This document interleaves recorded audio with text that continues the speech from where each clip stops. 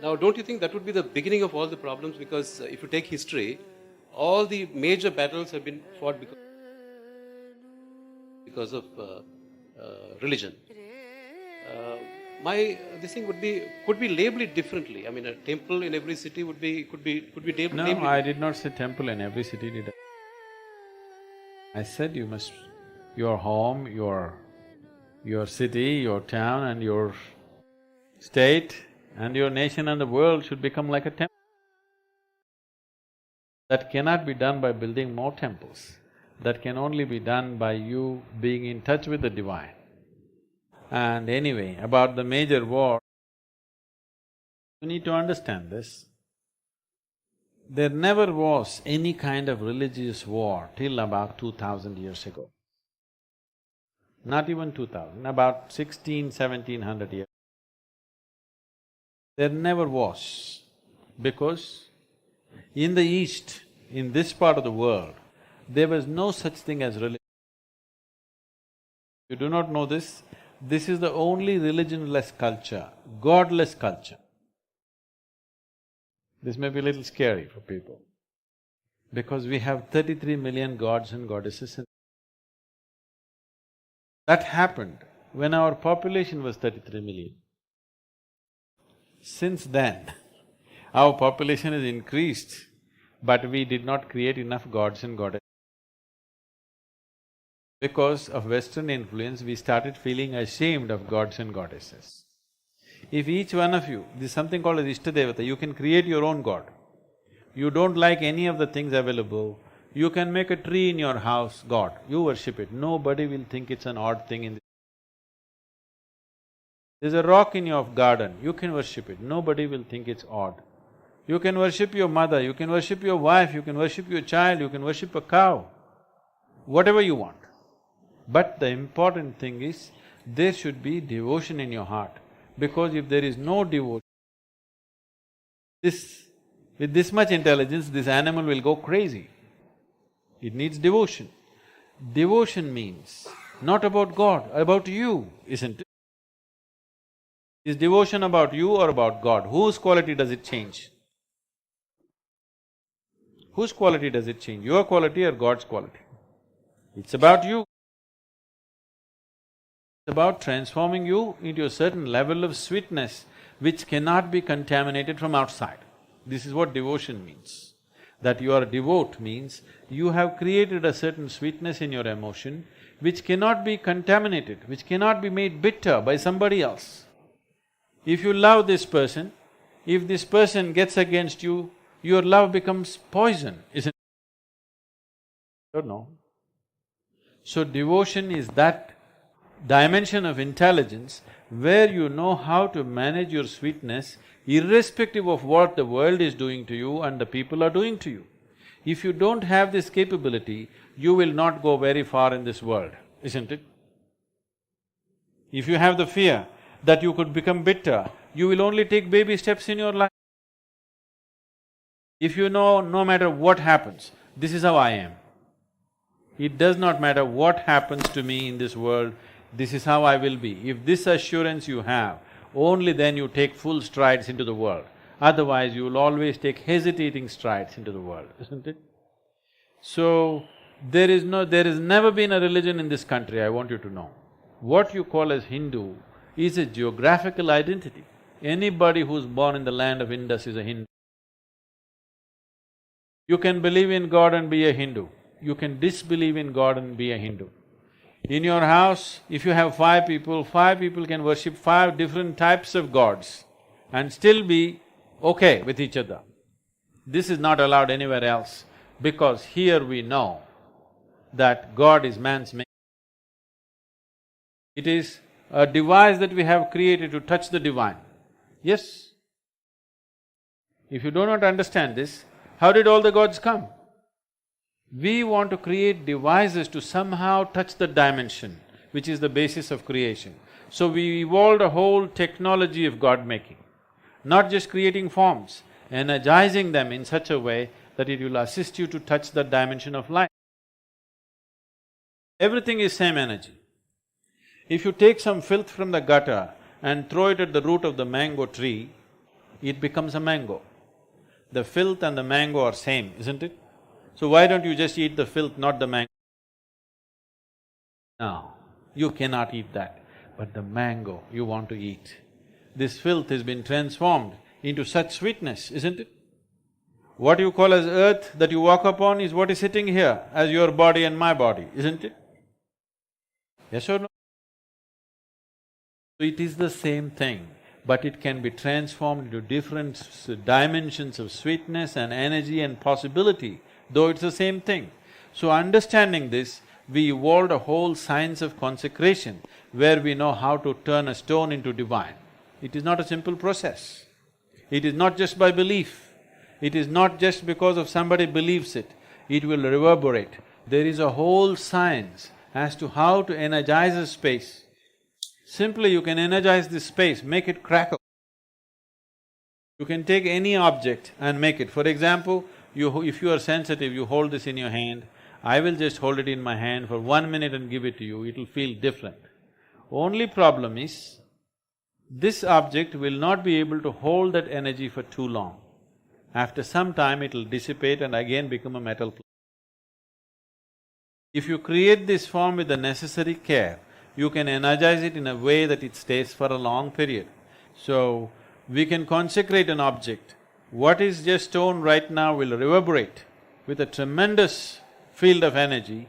If people come and just sit there, their lives are transformed. It is for this the temples were built. Temples are not a place of worship. Nobody is leading a prayer. There is no philosophy being propounded. But they told you one thing, if you go to the temple, you must sit there for some time. Did they tell you this? No? Nobody told you have to send an application to God, but they told you must sit there for some time. Now these days you're just touching your bottom to the floor and running away, that is not the idea. This is like a public battery charging place. If the place is kept alive, if you sit there, your life can transform itself. If it is properly created. I am talking about the ancient temples.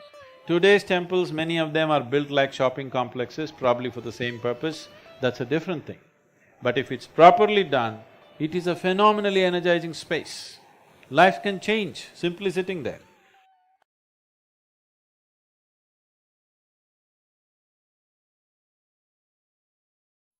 Tantra is willing to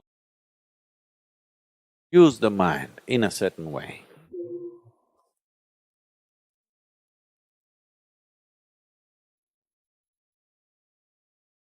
Tantric processes need elaborate visualization,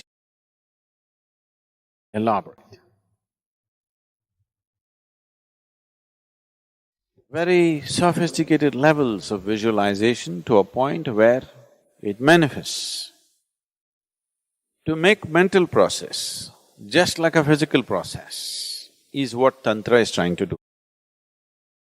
To make imagination so strong that after some time it is like physical. You actually create a ghost or you create a god, both are possible. Both are possible, any kind of form you want, you can actually create it, manifest it and make it walk. You know, like I was probably at that time, standard means I'm 5, 6, 7 I think, second, third standard I must have been. And I have a cousin brother who's a no good fellow. So at that time, in my mind, like if I'm sitting like this, I can be engaged in my mind for hours on end without any communication with anybody, because I'm setting up all kinds of things. I loved Mysore Zoo so much, I want to have my own zoo. So I designed my own zoo. I didn't call it a zoo, it was a world by itself, where animals were not locked as I wanted them, they were all over the place.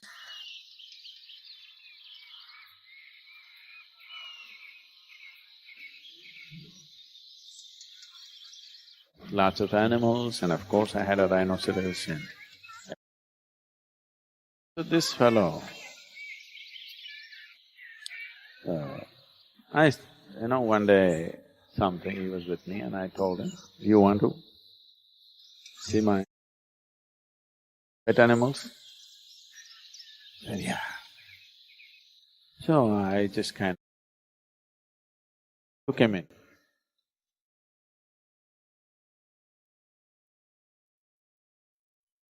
I just started talking to him and I sat with him and I told him, see, this is it, can you see this, can you see this, can you… Every day he wants to go. Couple of times I allowed because he had something that I wanted. After that he has nothing but he wants to go every day. And every day I have to sit with him and take him in. He got addicted to it. I am saying, it can become so real.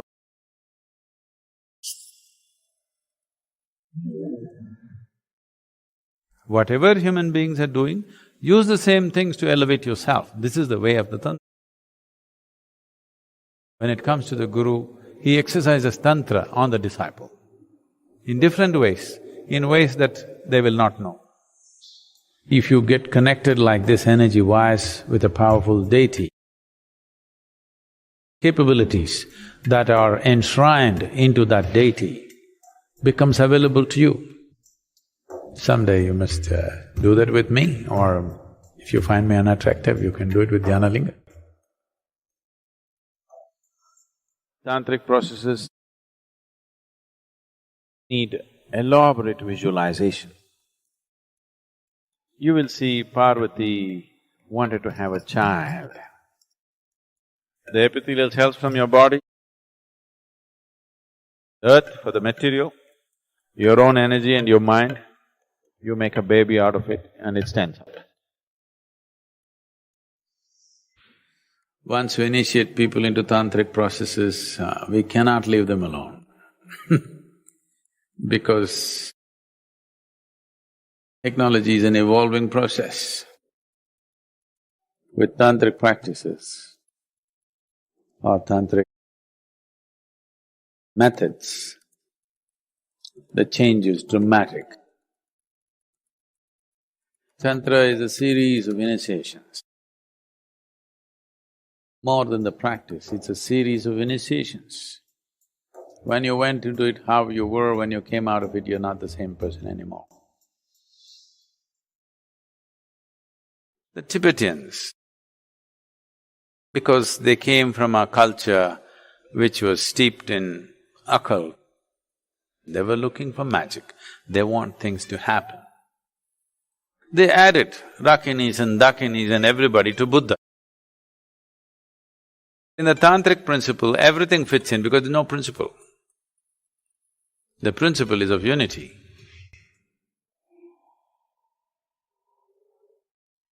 So, Kailash is known as the Tantric mountain. He found Padmashambhava as an 8-year-old boy. It might have been a completely different realm altogether. And they did phenomenal things, which would have never been done with simple meditative processes.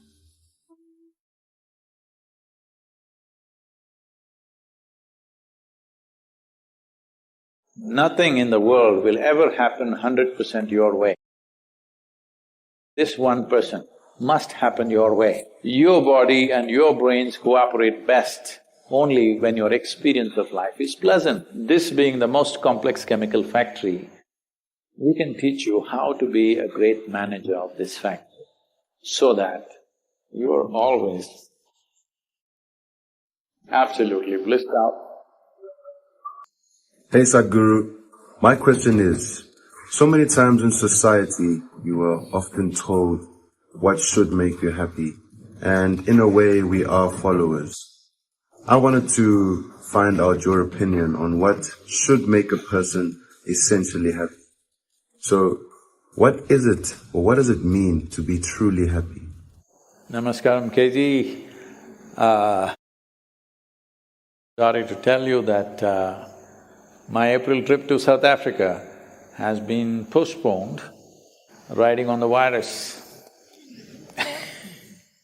So you know the situation. But about happiness, I was just telling them this is mango season in India and maybe in some parts of Africa also, but you can't compare Indian mango to anything.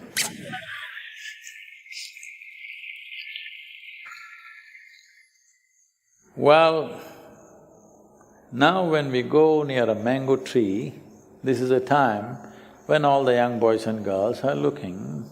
Parrots are also here, we're all looking up for the mangoes. This is the direction we look, because that's where sweetness is. Suppose you go under the mango tree and start digging, is there any chance of you ever eating a mango, I'm asking? Is it possible? So what we need to understand is, human experience is caused from within us. No matter what, joy or misery, agony or ecstasy, pain or pleasure, is caused from within us. But we are trying to fix the world so that we are happy.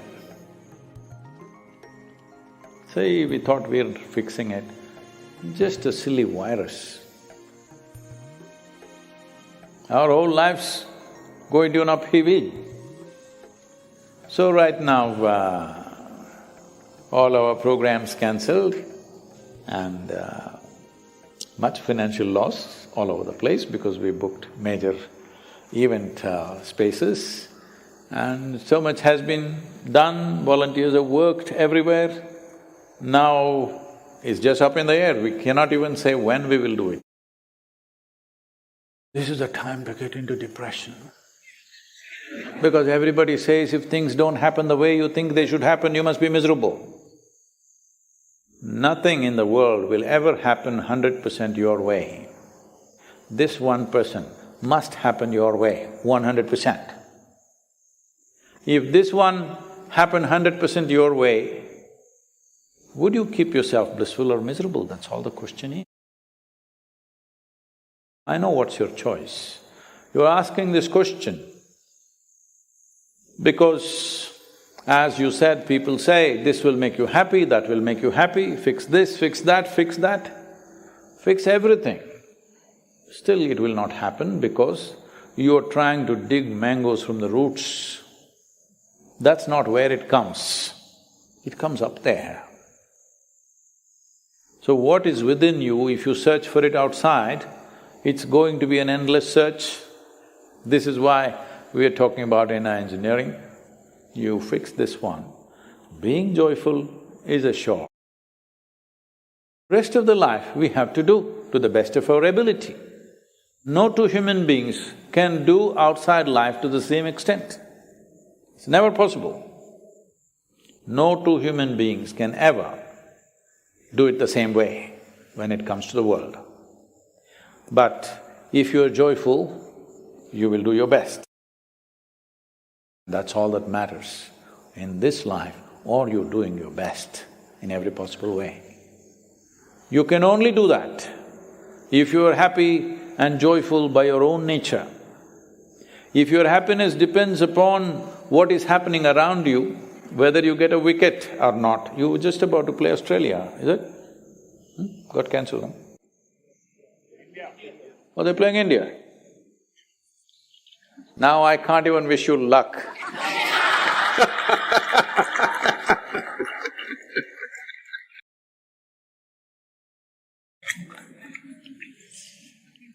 Now, you can bowl and play the game to your best only when your physical body and your intelligence cooperates with you.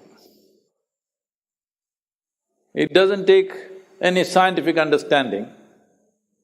If you make a sensible evaluation of yourself, you can clearly see that your body and your brains cooperate best only when your experience of life is pleasant, which is what you're calling as happiness. Happiness is not some quantity, it's just that you're feeling very pleasant, so you say, I'm happy. Your pleasantness should be determined by what's happening within you, not by what's happening around you. This is not difficult to fix. You see people who are miserable, or so many different ways. All kinds of people who can't laugh, who can't sing, who can't dance, who can't do nothing sensible, they have a drink and suddenly… So I'm saying chemistry can change one's experience. This being the most complex chemical factory, we can teach you how to be a great manager of this factory so that you are always absolutely blissed out. Now your body and brains will function at your best, depending upon what sort of work you're doing, how much success you find, depends who you're playing the game with. Now you're playing with India, cancelled, but if you did, then whichever way you bowl, some of them hit it out of the boundary. The boys have become like that these days. There was a time, in 5 days, if once the ball crossed the boundary, without pitching I mean, if it's a six, oh, the whole country celebrated. Now in 5 minutes, if there is no six, everybody is getting frustrated, what's happening here? So things have changed, bowlers get battered, but at the same time, because they are trying to go so fast, bowlers also have a good time because the pace is so high. So your happiness should not depend on how many Indian batsmen get out. I don't like that. Your happiness should be that you're just happy. Because of that, you are doing the best possible bowling that you can do. KG, all the best for you. Oh, it's a dangerous thing, talking to a South African player now.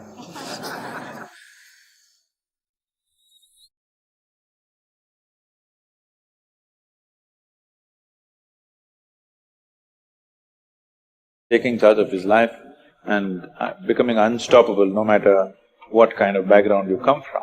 You do not worship Ambedkar, but you emulate his life. That no matter what society sets for you, you are unstoppable.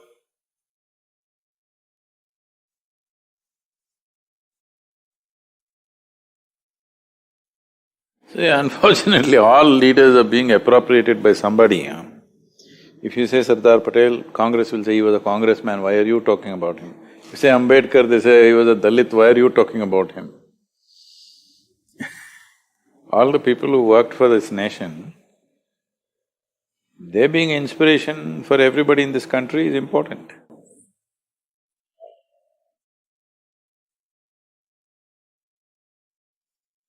Yeah, to put it in his own words, he talked about democracy not being just a form of government, but this is a way of human beings expressing,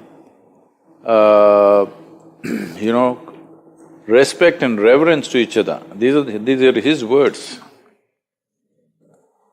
So, he's talking about reverence to each other. Reverence to each other, if somebody has to talk about it, in a way it is a spiritual process, all right? So he's talking about social democracy, not political democracy. Political democracy we have, on the paper, by law, we are all equal, but socially we are not. No society manages to equate every human being, that'll never happen, that's another matter. But equal opportunity must happen. Equality may not happen per se, but equal opportunity must happen. Unfortunately, that's still yet to be achieved. Though by law, all of us have equal opportunity, socially, we still don't have equal opportunity. Variety of people are in many ways eliminated from this opportunity or not available for this opportunity to reach them. For that to happen, it's most important that… See, spiritual process means just this, that your identity is not with your body. Once your identity is not with your body, it's not about parentage anymore. It's not about pedigree. The privileges of pedigree must go. Only then there will be a social democracy. But privileges of pedigree are still continuing. Who is your father is still of some consequence. This must go. Who my father is not your issue.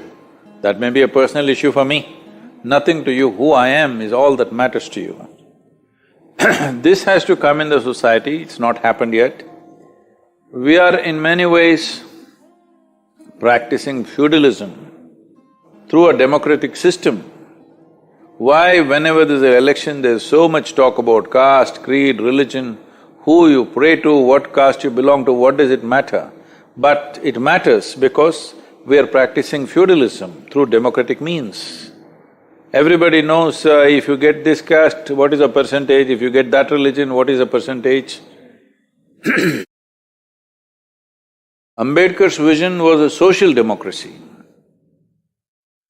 not just political democracy, because political democracy,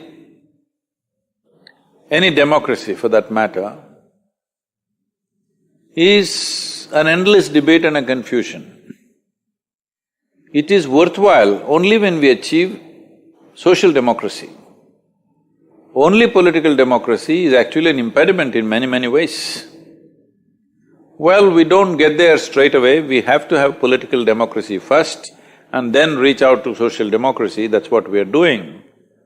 But after 70 years, I would say we're going a bit slow. So you are a man, you are a woman, you are this, you are that, what caste, what creed, doesn't matter, that's what he's trying to bring about. Unfortunately, still Dalits have equal rights by law, but socially we have not achieved it. Still the same level of discrimination is happening.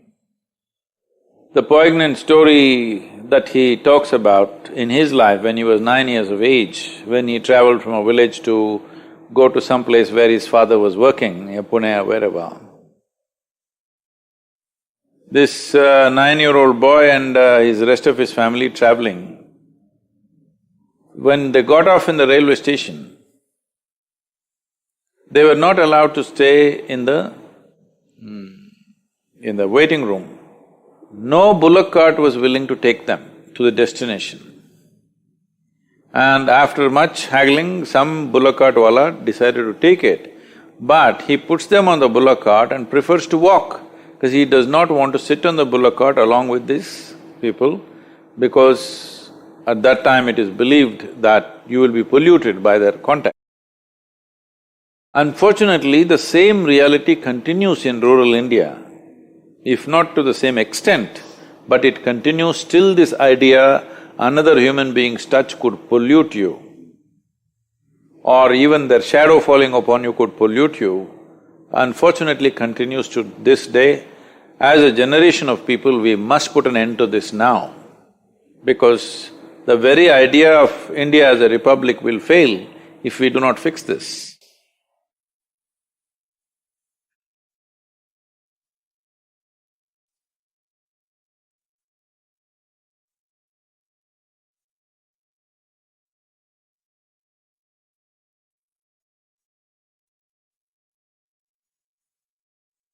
In a country like India, whatever laws you make, particularly concerned with having certain privileges, misuse will be there.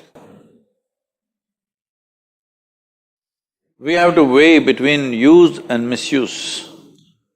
A community which for millennia, not for short periods of time, for millennia has been discriminated against, that it is strongly believed their very birth is of a low nature. If you don't bring them up with some privileges so that they come level someday, it would be very unfair.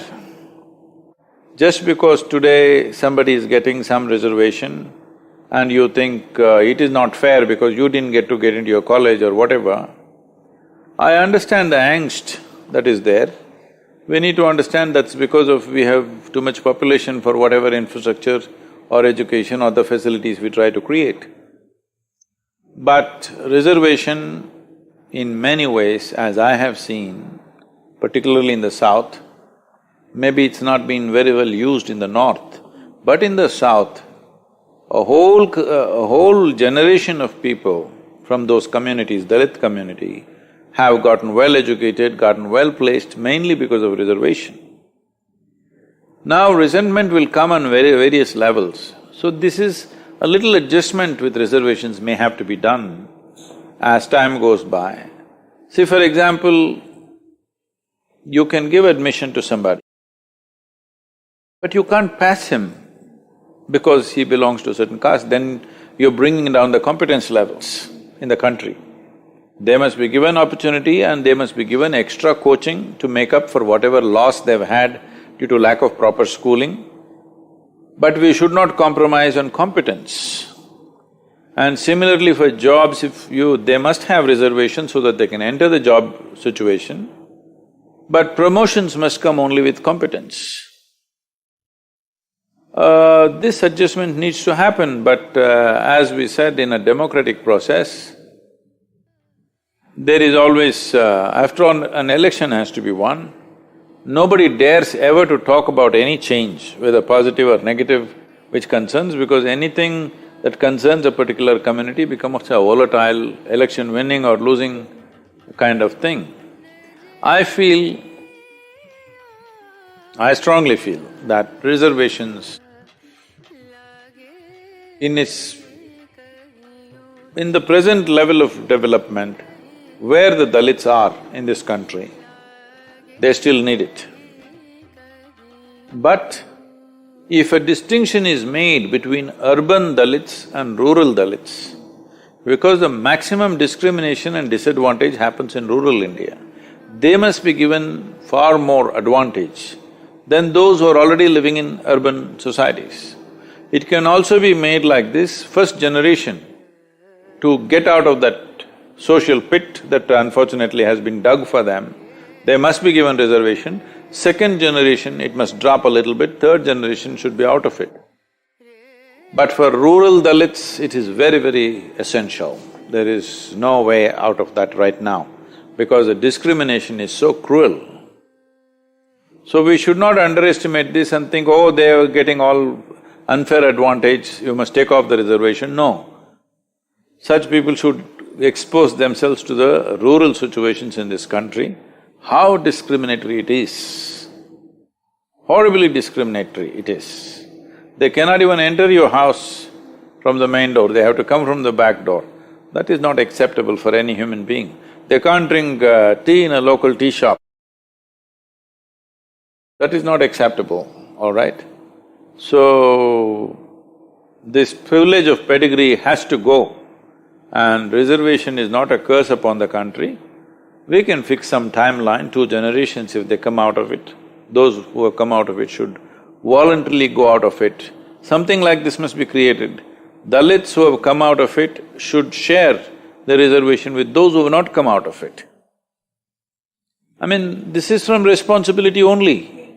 See, these privileges we must understand, or because of a certain existing injustice, we should not make the privileges themselves into another injustice. So we need a more conscious society for that. We should stop looking at people as this community, that community, because all of us have only one vote. Nobody has extra 2 votes for one person.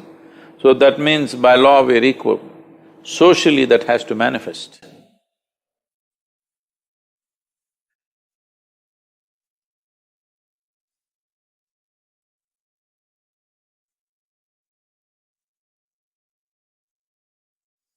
See, Ambedkar is a stellar example of taking charge of one's own life. From the type of background that he came, the intellectual brilliance that he displayed, is an inspiration for any generation. So social disadvantages did not put him down. Whether he spoke about it much or not is not the point. That's his life, taking charge of his life and becoming unstoppable no matter what kind of background you come from. But expecting every human being to do what he did is not fair. You have to facilitate something for them. It's utter shame. Personally, I feel ashamed that even today, though we are active in so many hundreds of villages, we are still not able to change that. I've made efforts unseen. All you will create is conflict. It'll explode. So, I feel for the Dalit community, education, education, education. Economic success must happen because of education and they must move out of those communities. That is when it will change. Or it has to be only generational change. In this generation, if it has to change, they must get all highly educated and move out of those village communities where no matter what, they're put to a disadvantage. It's a very debilitating level of discrimination.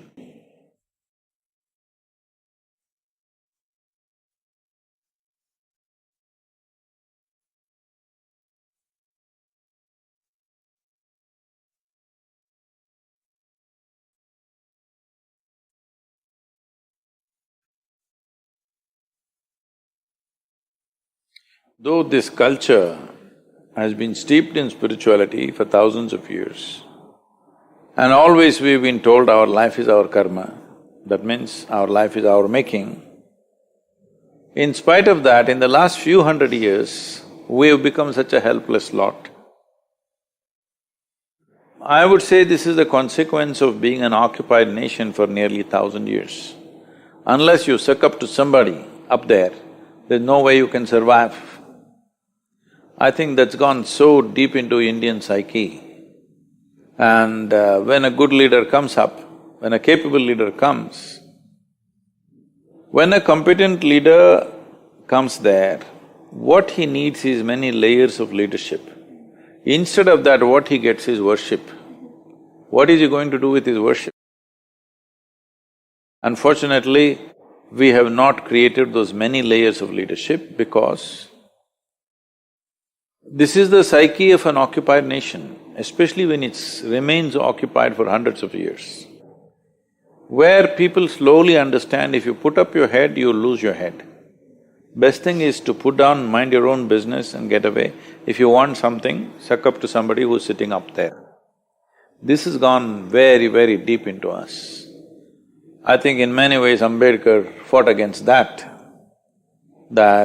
do not create demigods out of leaders, political leaders.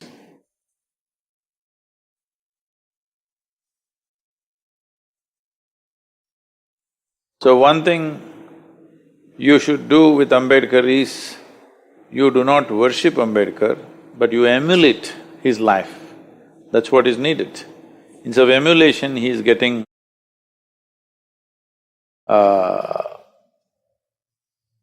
what? Worship. No, you need to emulate his life. That no matter what society sets for you, you are unstoppable. You have taken charge of your life. That's what we need to demonstrate.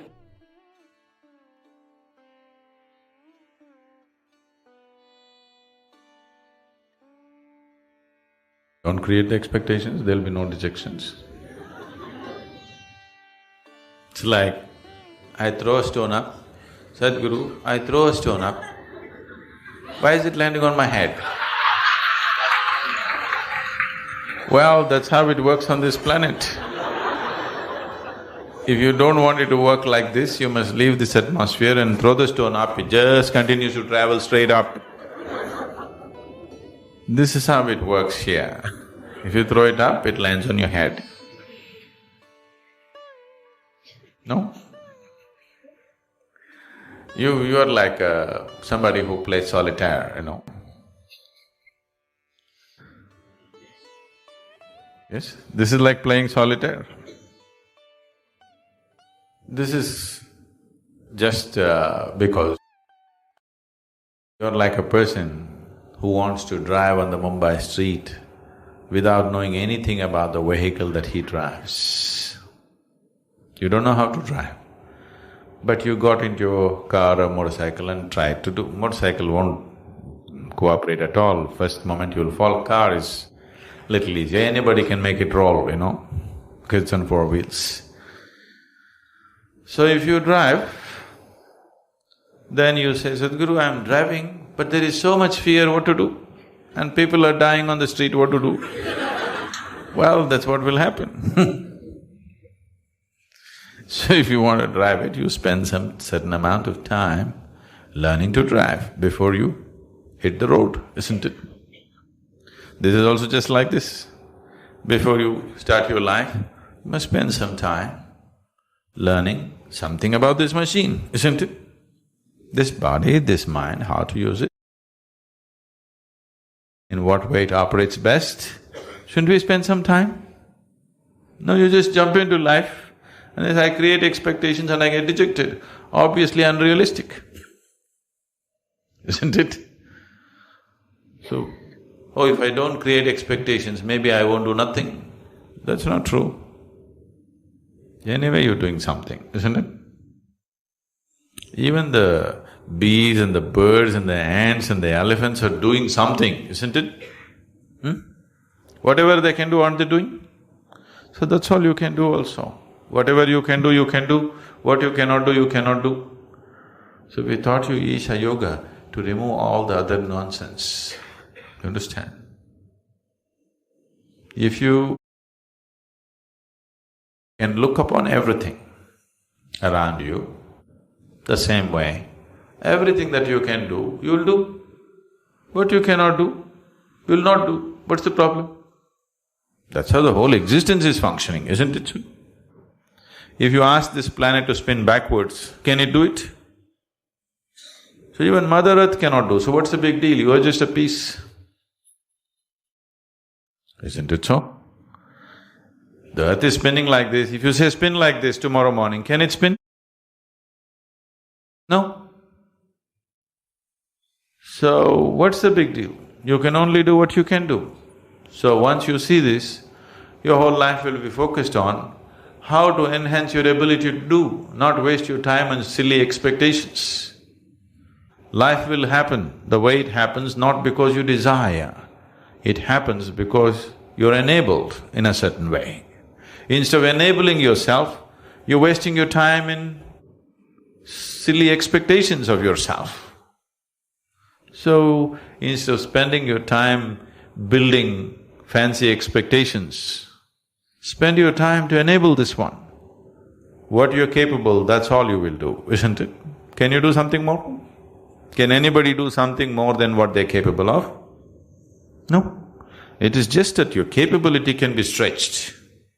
Without stretching your ability to do, you're building expectations. It is just fundamentally wrong, isn't it? No? It's fundamentally wrong, isn't it so?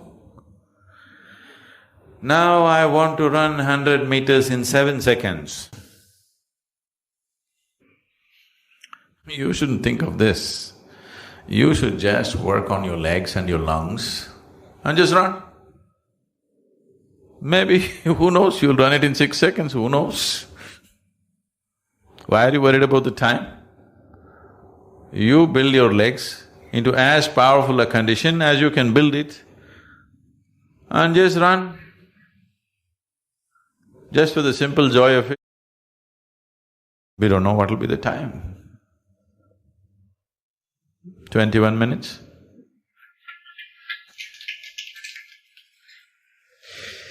So, don't waste your life in setting up expectations because these expectations are not even yours. You're looking at your neighbor and setting expectations for yourself. It's a very, very silly way of building your life because your expectations are not even yours, isn't it? I'm telling you, human mind is such. Let's say in Mumbai everybody had only one leg. You had actually two, but everybody has only one. They're all hopping around. You will also do that. though you have to. Because you're setting up your expectations looking at people around you. So, there's no need for any expectations, just enable yourself. Whatever the situation allows, will do. This is all you have to do. Build your body and your mind in such a way that you can use it to the fullest capability.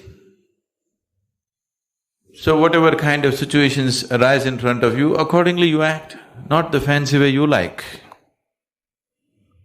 You know, right now, we have started a whole different form of education in Asia called Samskriti. They have no formal education.